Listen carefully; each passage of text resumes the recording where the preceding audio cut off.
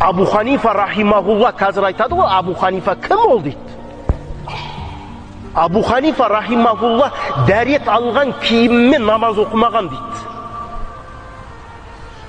Сен сол амалды жасадың ба? Ұйықтайтын киімімізде бір, намаз оқитын киімімізде бір, мешітке келетін киімімізде бір. Ал имам Абу Ханифа рахимахулла айтады, сен бір өзіңнің құрметті қонағыңды қарсы алатында, қарсы алуға ұялған киіміңмен намаз оқуың макрух деп есептейді. Біз пижамамен тұрып намаз оқимыз, шортикпен тұрып намаз оқимыз, майкамен тұрып намаз оқимыз. Елбасы емес, сен ол шортикпен әкімді де қабылдай алмайсың.